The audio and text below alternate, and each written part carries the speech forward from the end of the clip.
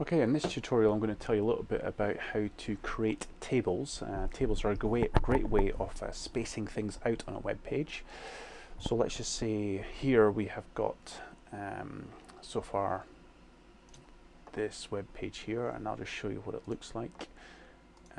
That's it looking like there. So it's got one picture and it's got my header, my subheader, and also a little paragraph of text at the bottom.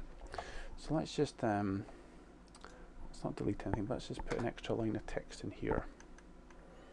Now what we're going to do is we're going to create a table. So to create a table, you start off with the tag table, and again you always make sure you put in the close tag. It's just good practice, because otherwise you'll forget it. And then put a return, and our table is going to be contained within this. Now tables consist of rows and columns. So the first thing you do is you set a row up. So your table row, a little tab in. So table row, and again table row has got to have an end tag, so you put your /tr. So that's going to be one table row there, and you could put another one if you wanted to. So it's going to have two rows. Rows are the ones that go across the way, so it's going to tr and another tr there. Okay, but it's just best just to make one at a time. So I'm just going to leave that. Actually, just going to leave that just now. What we're going to do inside of each row, so the first row is going to, we're going to work out how many columns we're going to have. Now, for each column, you need one of these tags, a TD tag, so that's like table down, and then whoops, and then close the tag as well. Okay, and now we can just copy that. So if you want a row to have three columns, you'd have to put 3 of those in. So this table would have one row, that's the one row there, that there, it's stating as one row, and that one row has got 3 columns. Now we can just select all of that and copy and paste it, and now it's got 2 rows, but it's still got 3 columns. So in each of these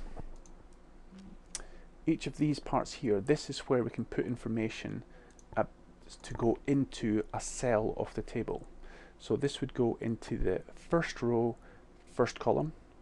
This would go into the first row, second column, and so on. So I'll give you a little example. Let's go down to where our image is. So this is the image here that we put in before. I'm just going to highlight all of that, and I'm going to do, you can do edit, cut it if you want, or Control X, and we're going to paste it into here. So edit, paste, or Control V. Right, so all I've done is I put all that information into there. Okay, now let's get another picture for the table. In fact, let's just have a look and see what this looks like now. So again, we save it, and then this is the same web page here, so I'm just going to reload that. Okay, it doesn't look anything special because I've only got one picture in there. You can't actually see anything else about the table. To maybe make the table a bit clearer, what we'll do is we'll put an attribute for the table here. We'll set the border attribute. Notice it goes nicely red there, and we're going to set the border attribute to, let's say, 6. That means the border around the table is going to have 6 pixels. So let's save that now. Control S and refresh it now. Let's see what happens. Look, now it looks a bit of a mess. There we go. So you can sort of see, well, obviously you can see the big picture, but you can sort of see in there where the other possible columns might be, and there's a few more rows down there. So let's put a few more pictures in, and that might make it a little bit more interesting. So let's get some more pictures. Google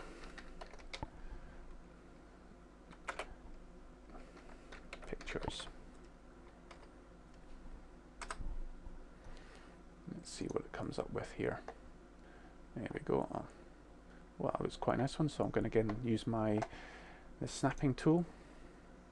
It's not there. Here it is here. And I'm going to cut out this little one here. Okay, file, save as, and this time there's my picture 1 in photo album, so I'm going to call this picture 2. Save. Okay, and let's see what else can we find here. Yeah, that's quite a cool one as well. So basically it's lots and lots of pictures of Google this. Okay. File, save as, and we'll call this picture 3. Now we'll do one more, just because it's interesting to see what pictures have been around for Google from Google. Oh, that's an interesting one. The boots. There we go. Oh, Google and Apple. I better use that one actually, because that would please Mr. White. I don't think Google and Apple mix too well, but there we go. Okay, and file, save as, picture 4. Okay, so we've got lots of stuff all stored up there. Let's go back onto our web page. Now, what we're going to do is, instead of having to type this all out again, we're just going to select that whole bit of text there, all about the picture. We're going to copy that. Now notice I've not need to copy it in that table at the end there. I just need the image bit, and I'm going to pop that into there, and I'm going to change that to picture 2. And I'm going to do another one, picture 3. And then, so that'll be the first row all filled up with pictures. Now, if you remember what I said about making sure you get the correct height and width. Now our picture 2 is 310 by, what was that again, 178.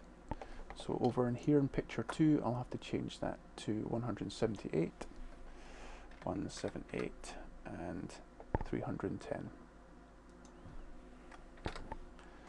Okay, and we'll call this Google Picture 2 here, and call this Google Picture 1, Google Picture 3, and then also Google Picture 3 is 317 by 168, so 166 even, 166, and then 317. Okay. Can't see the mistakes there. I've not put anything down here yet, but I'll show you that bit in a little while. So we'll save that. Okay, we'll get rid of this mess here, and we reload it. Now this is going to go right off now, because if we just drag that across, there's our images, 3 images stored in the table.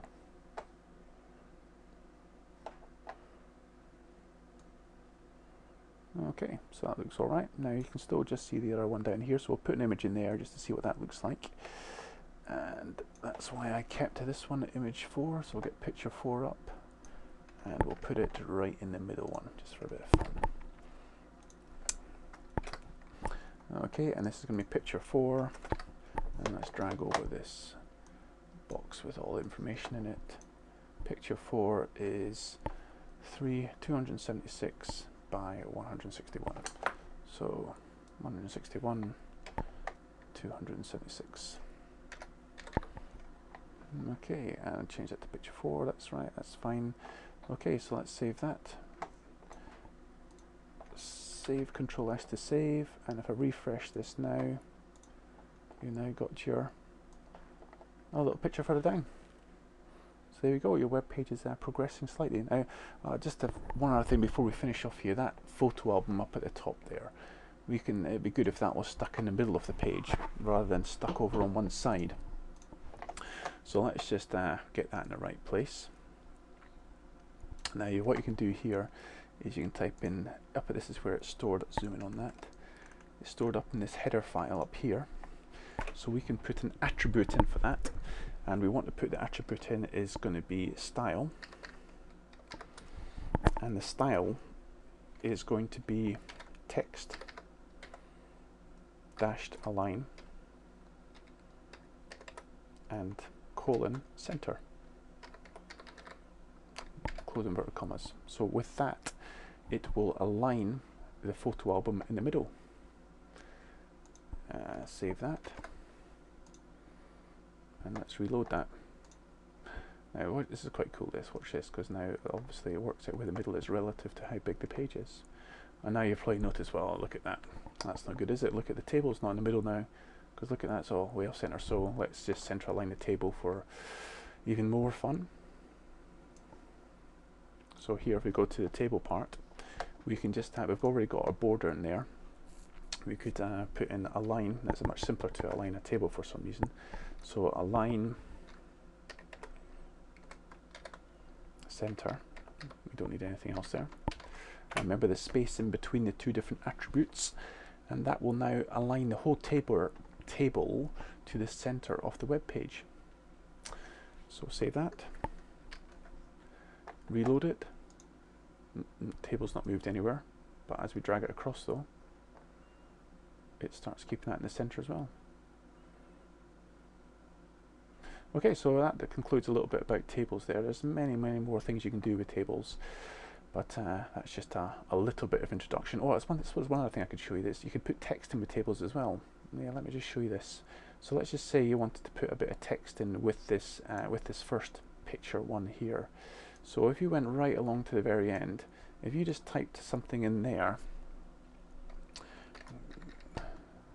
Google 1. Okay, now we'll save that and we reload it. It just pops up there. Okay, now you could put a break in here, a BR, to put it onto the next line, so it's a little bit more spaced out, and also to make sure it's not put, because it could be put beside the picture, which we don't want. And if we refresh that, it's still in exactly the same place, but this basically makes sure. Oh, why is that there? That's interesting. I didn't save it, did I? I didn't save it. Yeah, that's exactly what I was talking about. See the way if you don't put that BR in, it's up there. Now when you put the BR in, if we refresh that page now, it will definitely put it on the line down.